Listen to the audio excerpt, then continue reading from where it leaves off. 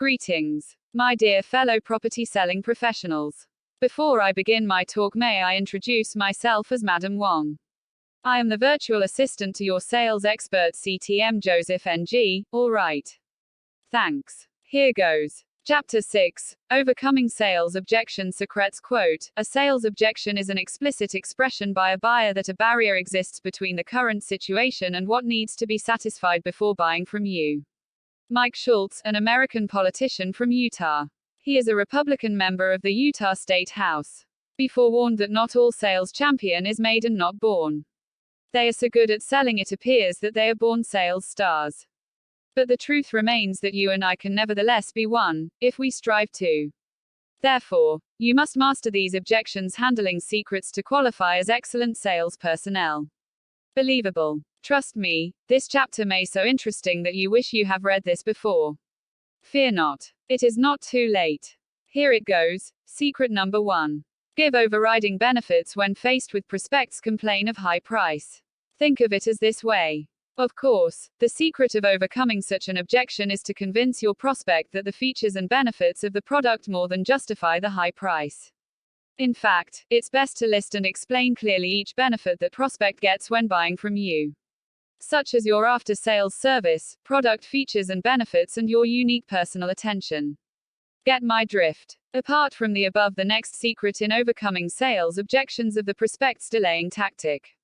Such an objection may be an unfounded excuse for not buying your product or service. Next up, secret number 2. Use fear tactic when prospect wants to delay buying. It's pretty widely accepted that to handle this, delay, or lame excuse can be easily handled. Believe me, there is yet another deep secret or tactic. It is merely to tell your prospect the dangers of ordering the goods or services very late. It may result in a higher price in the future, or there will be no more products available for him or her. Workable. You bet. Next secret, secret number 3. Give convincing reasonings to overshadow the need of prospect to refer to higher authority.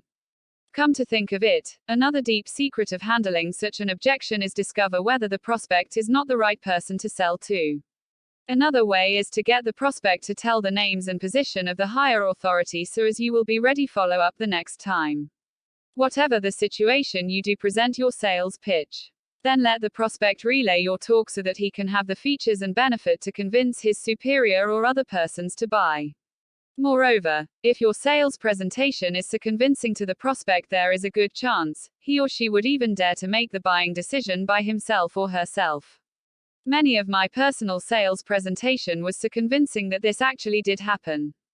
True. Jokes aside. Last but one. Secret number 4. Heighten the desire of the prospect when he says has insufficient funds. Try to find out what makes the prospect think your product or service is beyond their budget. You'll often find their issue is more of a vague feeling than anything concrete. If you feel that the prospect just needs a little reassurance, put the inadequate finance in context, how much it costs in relation to ROI, how much it would cost not to act, etc.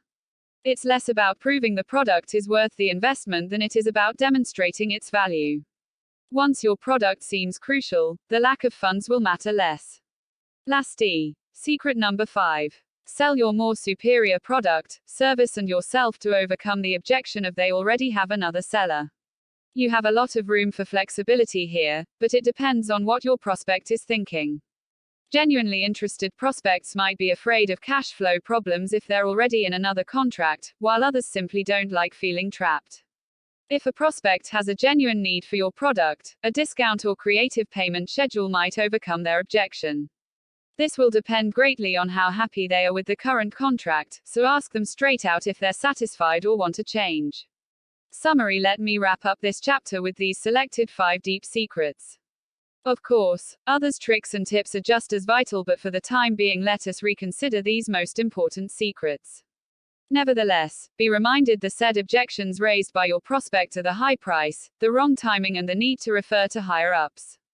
To overcome such excuses or objections of high prices, just tell you would-be buyer he does get his money fully worth.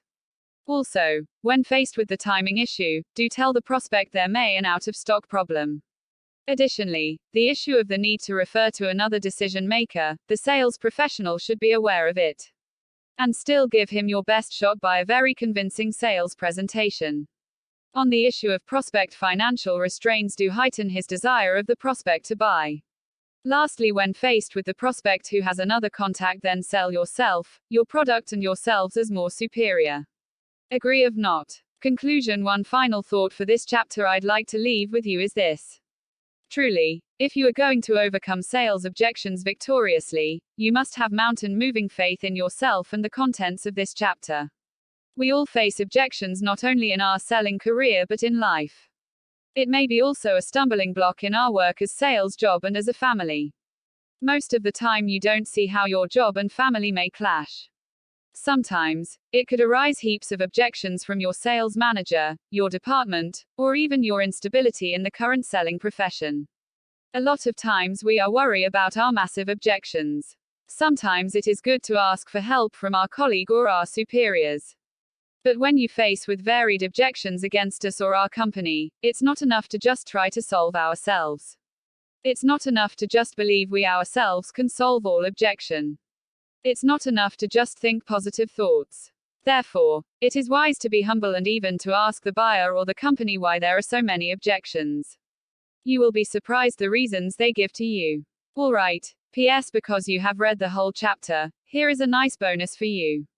You now can load the YouTube video at web links overcoming sales objections. PPS, happy with this chapter? If yes, then move bravely to chapter 7. Shall we? End of chapter 6. Attachments area preview YouTube video how to overcome sales objections like a pro in any situation, anytime. By the way, before signing off, Mr. Joseph reminded me to his latest book, How to Close Every Sale, Every Time, by now, from me Madam Wong and CTM Joseph.